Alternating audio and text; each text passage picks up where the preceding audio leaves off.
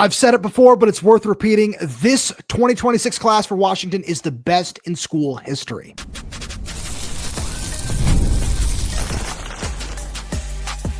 You are Locked On Huskies, your daily podcast on the Washington Huskies, part of the Locked On Podcast Network, your team every day.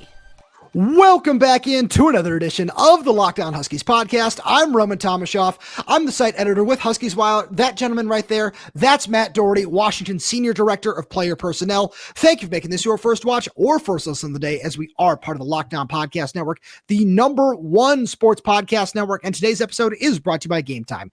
Download the Game Time app, create an account, and use code LOCKDOWNCollege for $20 off your first purchase. And just a quick reminder to all you everydayers out there, wherever you're getting this podcast, YouTube, Spotify, Apple Music, Amazon Music, wherever that might be, make sure to click that subscribe button, click that little bell as well, so you don't miss fun conversations just like this one. And with that being said, Matt, thank you so much for joining us here today. We've got a lot of fun stuff to talk about because you guys just signed a truly tremendous class, which ranks number 13 by 247 Sports. And a little bit later on, we're going to talk about guys like Brian Bonner, Ansu Sonoe, Derek Zammit.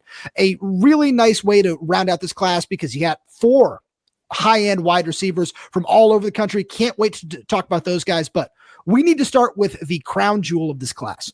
5-star offensive tackle, the #1 player in California, Kodi Greene. Jedd Fisch said when we talked to him on Wednesday, this is a guy who he expects to walk in as a starter, straight up. And obviously he has to earn that spot. But when you look at the film, what is it that just stood out to you right away, even as a sophomore and a junior when he was first on your radar? Yeah, I just first of all, thanks for doing this. Thinking highly enough of whatever I'm going to say over however long we're going to talk was valuable enough to put me on this screen. But no, with Kodi, Kodi was hardly a secret when we arrived here in Seattle. He was well established as a premier national player, well in advance of then. And he's only gotten better and lived up to that billing as time has gone on, as he's physically matured and as he's frankly faced even better competition from year to year. In terms of how we've looked at him, what stood out initially is the obvious stuff that always does that you're trying to key on with tackles in particular, which is the size and the length. That has to check out across the board, but it's the athletic ability. Bend, his ability to redirect, his ability to pass protect was just, I think most would agree, fairly advanced for a high school player. You expect to see that in guys who are as highly rated as he is, as early as he was in his high school kind of development arc, but just a dominant player from the minute he began high school football. And Coach Fisch is right. With the conversation about him all along has been, if we're going to go down this road, it's going to be to acquire him as a potential starter. We don't want to put undue expectation on him. Like he deserves the opportunity to develop like every freshman does. So just if he's not out there in the lineup for the first snap of 2026, we don't need everybody panicking as though this has gone sideways. But I think knowing how the kid is wired, seeing what he's accomplished so far, seeing what he's done against some of the very best competition that anybody could sign up for at that level of the game, we feel pretty confident that he's going to be able to step into the Big Ten and flourish right away. So I'm actually really curious about this Mater Dei thing, because obviously, being up here from Eastside Catholic originally before moving down there, when kids decide, or you see somebody on your board who does say, hey, I'm transferring to Mater Dei, I'm transferring to St. John Bosco, whatever it might be, does that make your life a little bit easier in terms of the evaluation process because you get to see them against such elite talent on a week in and week out basis? Absolutely. Yeah, it speaks volumes to the players' willingness to put themselves in an environment as competitive as what those schools have to offer and ones like them. It speaks volumes of their desire to get better and challenge themselves, bring you some nervousness and trepidation over having them situate themselves in a program that offers them the maximum amount of exposure you could possibly attain at the high school level. But that's a good thing. That's you want them to come into this environment, maybe not completely accustomed to, but at least having had experience in big moments, big expectations, a lot of eyeballs on them, and a lot of people invested emotionally. So with in Kodi's case, it was exciting to learn that he was so eager to get himself into that sort of situation. And I think we'd all agree that he flourished. So speaking of exposure, he's not, obviously you guys had to go up against some big time programs. You were able to flip him away from Oregon, but he's not the only member of this class who had some major offers from all over the country, because you're bringing in 3-star offensive lineman Dominic Harris, where I feel like it's, when you watch the film and when you just look at him in person, he's listed at 6'8", I think at this point, 350, somewhere in that ballpark. It's very clear why all of the, major schools from the SEC and the Big Ten tried to get it out on his recruitment. What was it that set you guys apart for him? Yeah, I think it was a instance of early identification, different kind of recruiting timeline than what Kodi experienced. Kodi was well established as an elite player on the national scale very early on in his high school career. Dom was a guy who popped at the I hope I don't step out of bounds and get sued for this or get in trouble, but I don't remember exactly if it was the Army Combine or now the Navy Combine. Pretty sure it's Navy now. Navy now, not sure what it was last January, but at any rate, that's where he really kind of put himself on the map for us. We were very impressed with his sophomore tape. We were very impressed with the junior tape as well. But it was that combine performance where he kind of showcased the athletic ability and the just being so light on his feet for being such a massive person. That really gave us pause and caused us to dig into it a lot more thoroughly, a lot earlier than we may have otherwise. And so I think it was just a good job by our staff being early on it. We developed a relationship with him sooner than a lot of other schools. We conveyed our belief in him earlier than a lot of other schools, and that resonated big time with both he and his mother. So credit to him for staying loyal, staying strong. He's a loyal kid by nature. He played at a program in Las Vegas that isn't maybe as storied or doesn't have the exposure or tradition of some of the bigger brand names like a Bishop Gorman. And he had his opportunities to go and play at places like that in and around his home of Las Vegas, but chose to stay loyal to Ed Clark and the staff there, who had believed in him very early on, much like we did. So what attracted us to Dom was just a major frame with disproportionate, shall we call it, athleticism for such a big person.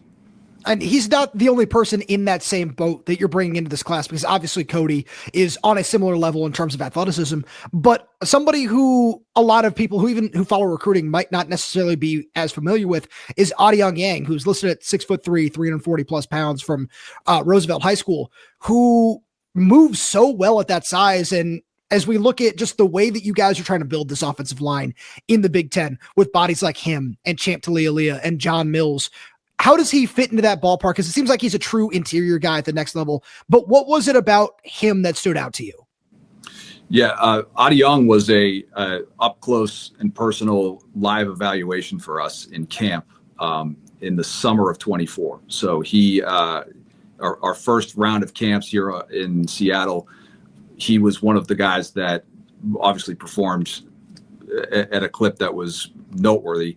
The more we watched him, the more we liked him. The personality is off the charts just in terms of the energy that he'll bring to that unit. We're not lacking for spirit in the offensive line room by any stretch, but he's going to be a guy that ensures that that torch gets carried when guys like Carver move on. And, just a rugged guy, plays with a mean streak.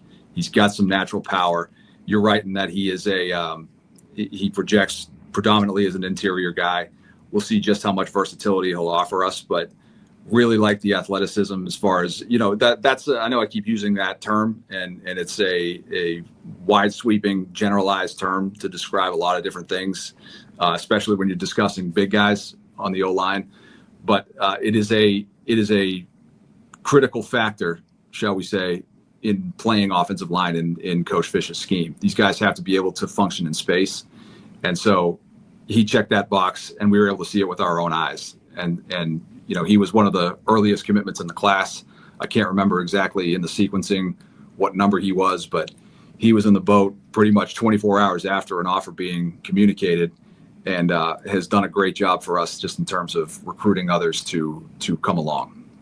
See, I'm just glad when you say athleticism and say, I know I keep using this term, I do that too. And I'm just glad we're in the same boat on that. Because people are like, hey, can you expand on that more? So no, it's a lot of different things. There's a whole lot that goes into it. So I just, that's a refreshing thing for me to hear. And speaking of some of these athletes, we got to get into some of these wide receivers on the other side of the break, because we've got a message from our good friends over at Game Time. The World Cup is coming back to North America for the first time since 1994, and with 48 teams for the first time ever, it's going to be massive. But let's be honest, getting tickets is usually the hardest part. That's why the Game Time app is clutch, finally giving fans a real advantage when it comes to snagging seats. With Game Time, you can track price drops in real time, get alerts when great seats open, and buy tickets the moment they hit the app. It puts the power back in your hands and makes going to the World Cup realistic instead of impossible. You pull up the app, and the layout makes it so simple to scroll through matchups and compare seat views, pick a game, tap a section, and have your tickets locked in within minutes. No confusion, no hunting for fine print. The seat view feature is a game changer. You literally see what the pitch looks like from your exact seat before you buy. Take the guesswork out of buying World Cup tickets and every match, concert, or event with Game Time. Download the Game Time app, create an account, and use code LOCKDOWNCollege for $20 off your first purchase. Terms apply. Again, download the app, make an account, and use code LOCKDOWNCollege for $20 off. Swipe, tap, ticket, go. Game Time. We've also got a message from our good friends over at Doer. The holidays are here, and this year I'm not stressing about what to wear because I'll be wearing my Doers. These are the most comfortable clothes that I own, and it's not just that they make me look good, it's that I feel so comfortable whenever I wear them because Doer, they have 5 times the stretch of traditional denim, and I can really tell a difference with Doer's high quality, temperature regulating Cool Max fabrics. They keep me warm, but I don't overheat. Doer invented the original performance denim, which gives us the best of both worlds, combining classic jeanswear style with the kind of comfort and performance you get from athletic wear. It's time for you to experience the comfort of Doer. I know you'll love these. Pick up a pair for yourself or as an amazing holiday gift. Find Doer at your local Seattle REI location or shop online at shopdoer.com/LockedOnSeattle. You'll get 15% off your first order. That's shopdoer.com/LockedOnSeattle for 15% off. One more time, shopdoer.com/LockedOnSeattle. So, Matt, you guys did a tremendous job grabbing both Jordan Clay and Trez Davis right before signing day. One thing I'm curious about with both of those dudes is something that I feel like, especially up here in the Pacific Northwest, is, you're a Massachusetts guy by nature. I spent some time out there for college. You don't necessarily hear a lot about Washington in other regions of the country. So what was that initial process like with both of those guys being from Texas and Louisiana respectively to have to say, hey, yeah, look, we've got way more than you might think up here in Seattle, up here in the Northwest, and getting that sales pitch to even get them on campus for an official visit? Yeah, well, I'll start with Jordan in particular. Jordan was very connected to some people that I've known very well throughout my career and consider close friends in the 7-on-7 ranks and elsewhere, kind of in his orbit. He was a guy who played for a 7-on-7 group out of Miami that features a lot of elite, high-end, frankly, household names, at least for those who pay attention to recruiting as closely as I'm sure the people watching this do. But that was the initial go-between. So our call it flirtation with Jordan Clay began long before it probably popped on the radar publicly. I'd say months before, but he's a kid who was just a raw, big body, kind of fits the parameters of what we're looking for in an outside X receiver, like a Denzel Boston, like a Roma Dunze. Length, ability to high point, the contested catch skills with Jordan Clay are off the charts. That's his bread and butter is to go up and snatch it away when he's got bodies draped over him. So certainly traits you want in a player on the outside like that. Where he kind of where we hit the fast track on him was really probably around October when it became apparent that, we need to do something about addressing the size need in that room moving forward. Whether or not Denzel is going to return next season, as you and I are talking right now, that is very much up in the air. We'll see what happens on that. But regardless of his decision, we need to prepare for the future and have some size and length on the outside to keep this thing going. And Jordan obviously brings the type of skill set that we're looking for there. So the deal with him was the tape spoke for itself. The kid's gotten better every year. It was more so the endorsement of people I trust very concretely, backing it up, people that have seen what it's supposed to look like at the highest level. And then in turn, their familiarity with our offense and the history of prolific receiver play in Coach Fisch's system. And so it just seemed like a very sensible marriage between the two sides. Obviously, we had to recruit Jordan and his family and frankly convince them to not go to an in-state program, which is never easy. And I know it was not an easy decision for Jordan. And so we're grateful for he and his mom, Ashley, and his dad, Devon, just like their trust in us and their belief in what it was that we sold him on is greatly appreciated, because the kid did have a lot of options down the stretch that maybe didn't come to light as publicly as ours, but he listened to absolutely everything we were saying. And if you've read any of the feedback that has been rolled out in any of the print articles covering his flip right before Wednesday, the kid is unbelievably cerebral, articulate. You can feel how impassioned he is about coming here and filling the role that we described for him through the written word. So that was a function of just using some very strong connections that have been fostered in the past. Trez, a little bit more unfamiliar to us, and certainly, Monroe, Louisiana. I don't know this for certain, but I doubt there are a lot of purple and gold block W's walking around Monroe, Louisiana right now, or at least prior to Wednesday. There probably are now, but prior to then, few and far between. Now, Trez is a guy who, just combing through what was out there, evaluating everybody. I had a conversation over the summer with a friend of mine, Andrew Ivins at 24/7 Sports, who was when I was at Miami several years ago, he was the 24/7 site kind of curator. I don't know what the proper term is there, but he ran the Miami site. Now he's a real important guy. Now he's a suit. So I was kind of talking with him, hey, who are your favorite receivers that are out there that, regardless of their commitment? This was around July. We went back and forth on a number of names. One was Blaise LaVista, who I'm sure we'll talk about. The other one was Trez Davis. And we looked at Trez's track numbers. We looked at, the tape, obviously. But he's just a guy who I felt, despite his ranking, which would never drive a decision, it's just kind of, it draws attention. But even despite that, I felt he was very underrated and undervalued. And so that was another instance of months of conversation. We went back and forth just in terms of the dialogue with him sporadically. And then I'd say things probably hit the fast track with that one a little bit sooner than Jordan, honestly. Felt like we were gaining traction a little bit sooner with Trez. So getting him out here was huge. Getting his family's endorsement of sending their kid to Seattle, Washington was huge. I think it was daunting before that, but once they were able to meet everybody and not only see what the football opportunity looked like, but just feel the culture of this place and get to know the players in the locker room. That's the big thing too, is our own players. I know I'm hopping back and forth between the two of these guys now at this point, but Jordan Clay was back again unofficially for the matchup with Oregon last weekend. And just seeing how many of our players came up to him and were excited to see him again, I don't think we can overstate how big of an impact that factor had on him deciding, you know what, that is where I want to be. I'm gonna forego the opportunity to stay home and play at an in-state school. I'm gonna go there because I know not only is it the best football opportunity for me, but I've clicked with that team and the culture there.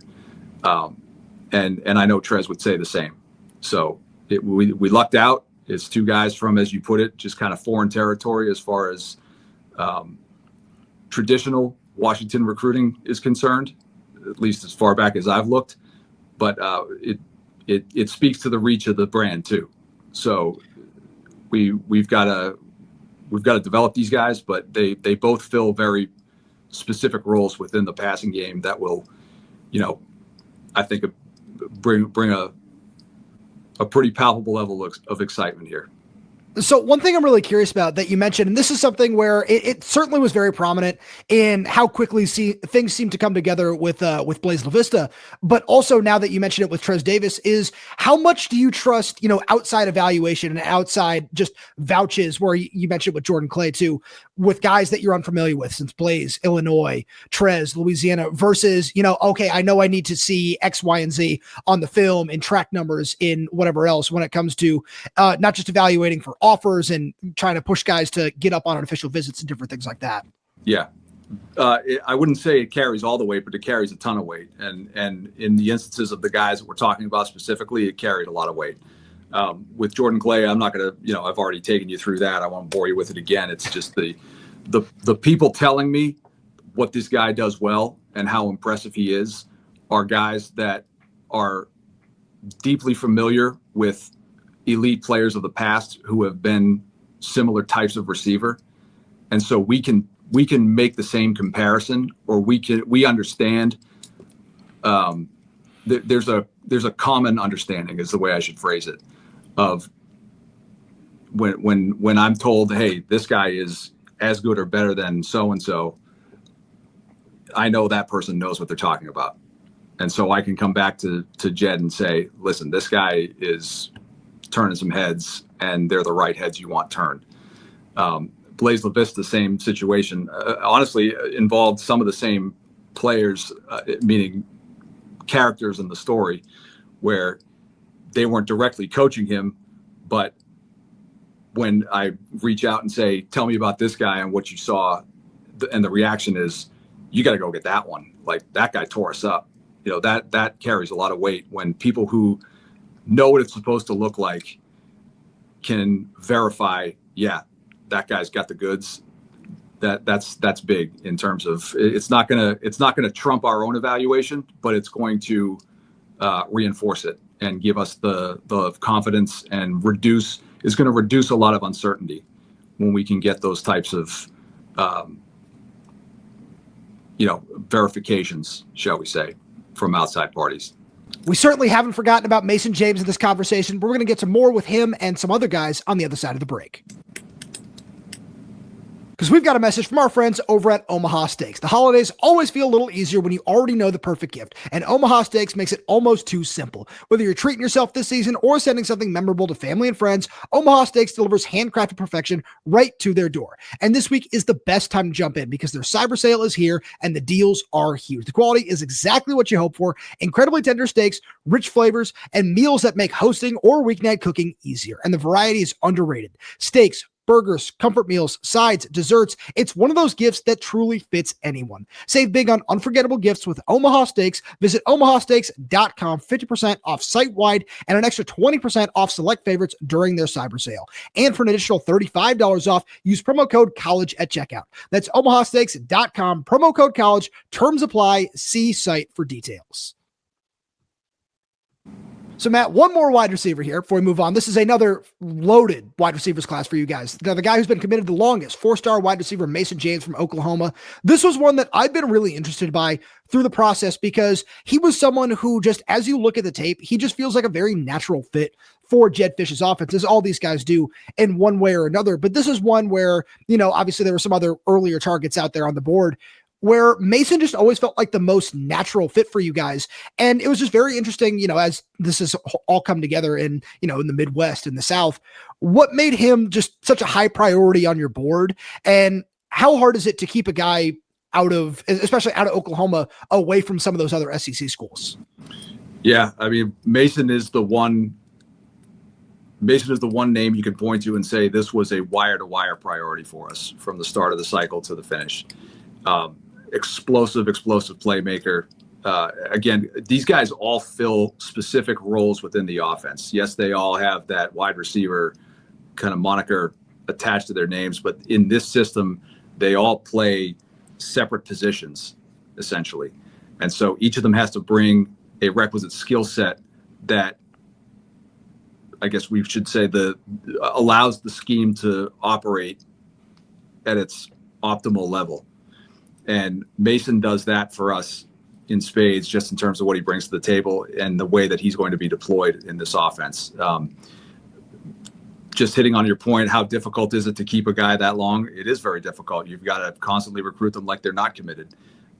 Mason, to his credit, was here at every opportunity he could be here. He just wanted to constantly expose himself to the environment. He wanted to be around multiple different game day environments. There were some, I think we all agree that this is an unbelievable game day atmosphere, but they're not all created equal. And that's not to dog any opponent we're playing.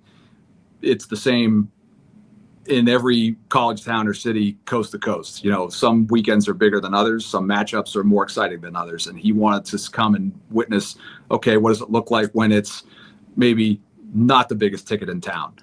What does it look like when, you can't hear yourself think because the stadium is packed to the gills and the game is as meaningful as it gets? So credit him for constantly coming back to make sure that he had made the correct decision.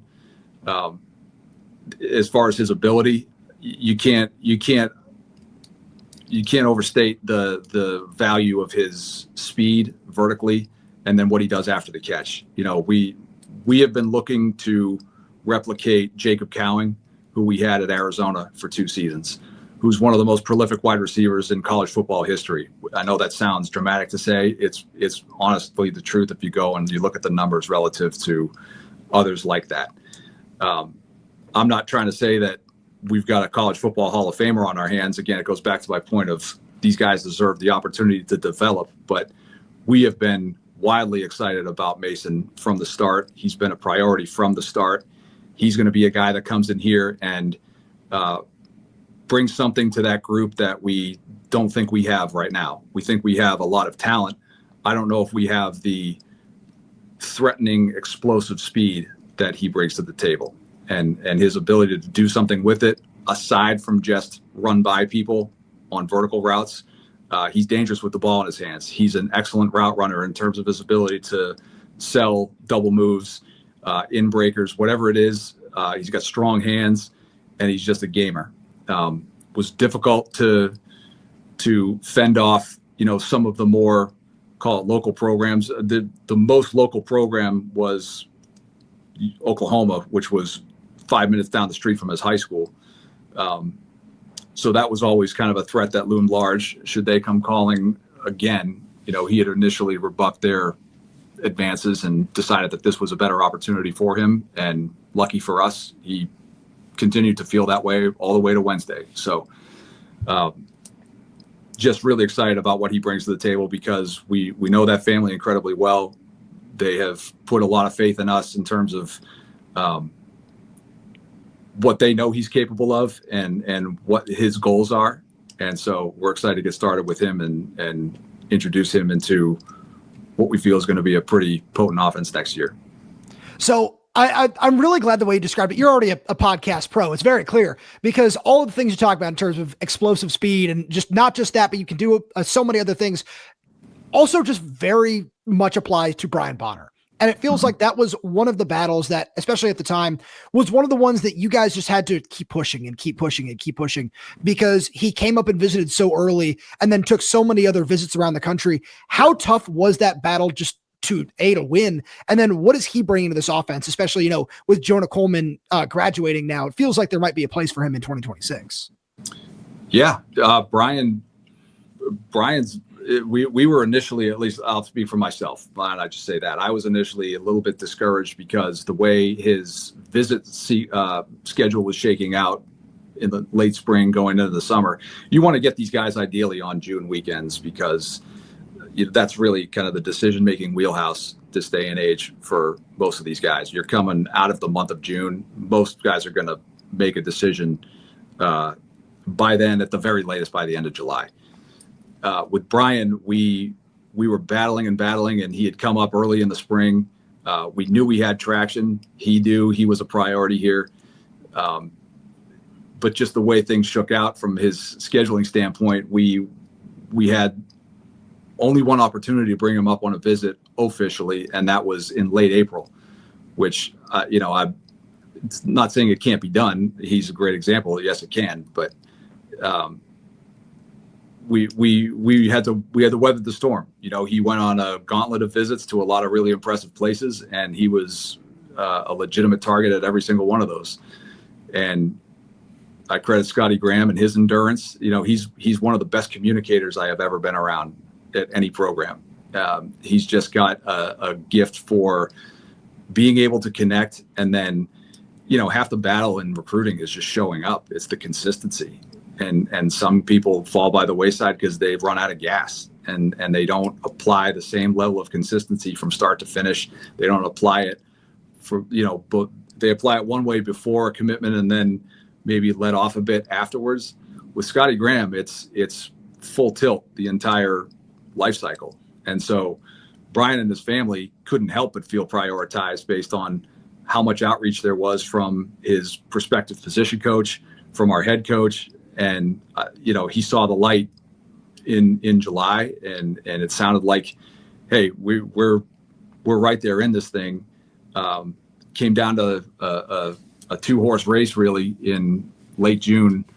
And we obviously pulled ahead and never looked back. So as far as what he'll bring to the offense next season, we're obviously Adam Muhammad is somebody to be very excited about. I don't think I even need to announce that based on what he did in the last couple of weeks, but he can't do it all by himself in this league. So we need to get him some help. We think Brian is some of that help, and Brian doesn't get enough credit for how skilled he is as a running back. He's a guy who's a 10.5, 10.6, 100-meter blistering vertical speed. He has true breakaway home run speed. If he finds a crease, it's going to be very, very difficult for a defense to handle that because he's got the type of explosion and acceleration to just erase angles, and it's house call. But he doesn't get enough credit for the skill set of and the refinement when it comes to running back play. Tougher than he's given credit for. He's a guy who will, if you watch his tape, he will switch ball hands in the open field in terms of ball security. You rarely see that out of high school kids. That's something that has to be drilled into them.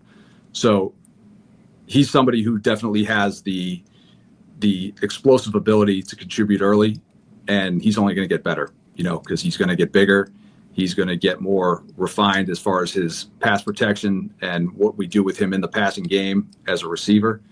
So I hate to use the cliche, sky's the limit. That makes me cringe, but I can't think of a more creative way to frame what the opportunity is for Brian. He's going to be a good one.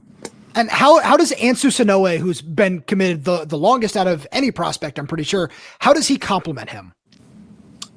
Exactly the way you would think. Ansu is a 235-pound hammer. He's not going to bring the open field, maybe call it raw blistering speed, but he is going to finish runs and be a guy that defenses are not terribly excited to tackle in the fourth quarter. And so I don't need to expound on the virtues of that in this conference. We need somebody who's going to grind defenses down so that we can bring in a change of pace who, does what Brian Bonner can do, quite frankly. So I think they complement each other as far as running style about as well as you could draw up. We just need to work them into the fold. So this has been just a really interesting class of compliments because it's not just those two guys. Now you're also bringing in two tight ends that complement each other very well and just fit this offense in such different ways in Kekua Aumua and Sam Villadal. With both those guys, specifically Sam, since he's been committed a little bit longer. What have you seen from both of them that just make them fit so well in what Jedd wants to do, especially out of 12 personnel? Yeah. Again, complementary styles. They both play. They're both tight ends who play different positions.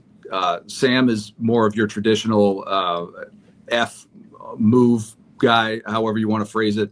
His skill set aligns much closer to Decker DeGraff than Quentin Moore, whereas Rhino is more Quentin Moore than Decker DeGraff. With Sam, you see Sam just showcase how prolific a football player he is. That's another cliche term. That guy's just a good football player. Well, that, help me understand that. What he does is he's comfortable with the ball in his hands, regardless of the role, regardless of the situation. You see him take snaps as a Wildcat quarterback. You see him play actual running back. He splits out wide at receiver. He's playing traditional attached tight end. He's moving across formations and sifting through and blocking guys down on the goal line. Like he's just a versatile piece that has reliable hands and is a tremendously athletic player. With the, he's got some make you miss ability in the open field. He's got some speed. Whereas Rhino is every bit of 6'6" and going to be a 260-pound tight end, much like Q Moore. Rhino is a better receiver than he's given credit for, but his bread and butter is going to be attached to the line of scrimmage and moving people in the run game. He's a guy who gives us the ability to line up and just blast people like we've been able to do with Quentin Moore. And, I just think with both of those guys and their complementary styles, we get to continue giving different exotic looks, and it just opens up the flexibility for what Jedd can call. And obviously with Jordan Paopao at the helm of their development, that should give everybody confidence as far as those guys developing into contributors. So before we round out this class with the guy who holds it all together in the quarterback and Derek Zammit, you've mentioned a few of these football cliches in your position as Washington Senior Director of Player Personnel. What is your least favorite football cliche? Oh my God. I'm sorry. It hit me, and I Wow. I need an answer to this. I'm so curious. I probably used them. Man.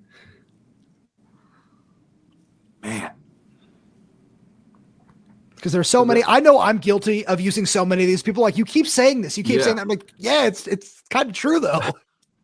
I would say the term upside gets thrown around too much. Like it's not a well-defined term. I know what it means, and I'm guilty of using it probably a lot more than I'd admit. But I think you could be a little bit more descriptive than just say he's got great upside. All right. This is good to know. And now I'm going to try to remove that from my vocabulary. So thank you for that. And, speaking of upside, I'm sorry, I had to. Derek Zammit is a really interesting quarterback prospect who, it seemed like things were moving in one direction for a while at the position. And then you guys wind up with Derek Zammit, who just feels like a very nice fit for Jedd Fisch's offense. I wouldn't say that he's necessarily the high-end athlete that Damon Williams is, but in terms of what he can do outside of the pocket and what he brings with his legs, it feels like he just has all of the potential in the world to be another one of these high-end dual-threat quarterbacks who can give you exactly what you need with both his arms and his legs. Yeah, Derek is a guy who, much like Damon, has been playing the position his entire life. And you can tell that's the case by what great command he has on the field, as well as the magnetism that he kind of exudes with the other players. In terms of his abilities and what he's done on the field at DePaul Catholic there in New Jersey, he led a team last year in DePaul to a state title against all odds. They were a surprise state champion in large part because of his performance. He's a guy who was thrust into the starting role at that school due to injury as a freshman and never relinquished the job. So just the experience as a quarterback, that's huge. You're not teaching a raw athlete to play the position.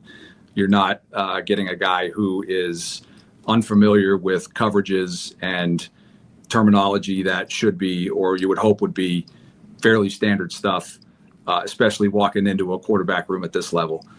What Derek brings to the table as far as his arm talent is, the tape will speak for itself. He can make every throw in this offense. That's not ever been in question, and in fact is what attracted us to him in the first place. But his athletic ability with his legs, he could pull it down and go. Like you said, he's not gonna hit the open field like Damon, and it's like a rocket ship, rip off 50, 60 yarders and not even be out of breath. But he is going to be able to extend drives and lower his shoulder and get you some tough yards because he is a rugged dude. He's had the ability or the advantage of having a really strong supporting cast as a junior. If you go back and you look at the wide receivers he was throwing to, one's at Ohio State, one's at Notre Dame. He's had a great offensive line throughout his time there. I shouldn't say throughout, at times. This year, not to speak ill of any of the other players there, I think there was a drop off just in terms of the level of ability around him, and he was a bit beat up because of that. So credit to him for slogging through a tough year for him physically and playing through some discomfort and still producing and winning games with maybe not the caliber of skill weapons around him that he enjoyed earlier on in his high school career. But the biggest thing to me, and I know I don't speak for everybody, but I feel pretty good that others in this building would agree. Derek's personality, and like I said, that quarterback magnetism is incredible to see just kind of at play. He's a guy who it's not an arrogance. It's not cockiness. It's just this kind of belief in himself that I don't know how to put it, but you know it when you see it. And we saw it on display in the spring on his first visit out here, and things were trending in our favor even before that. It was kind of the sentiment was, if this goes well, this is probably our guy. And what we saw down on the practice field, this was during spring practice, like all of a sudden he's got all these other prospects that were visiting that day, all congregated around it. Derek Coleman-Brusa, was unbelievable in getting that done. Instrumental, I would say. I don't know if a lot of people know how important Derek Zammit was to landing Derek Coleman-Brusa. So that is exciting in and of itself, just because I don't think I need to explain to anybody watching this, the team needs to believe in the quarterback. That's very important. And you can see he has the makings of that kind of guy. So the talent is there, but the personality and the way he draws people in is equally as exciting. Matt, this has been absolutely tremendous. Thank you so much for joining us. And to all you everydayers out there, this is the first of a two-part conversation, as we're going to be talking about the defense. So you got to make sure you subscribe to that for Tuesday's show. And we are wherever you get your podcasts: YouTube, Spotify, Apple Music, Amazon Music. We're there. We're everywhere. We're updating this channel with new content every single day. So please make sure you click that like button, click that little bell, so you never miss when we post a new show. Plus, if you have any questions, comments, concerns, drop them right down below in the comment section. And if you're audio only, please give us a 5-star review, as it does help us out a lot. Thank you so much for tuning in, and we'll talk to you on Tuesday.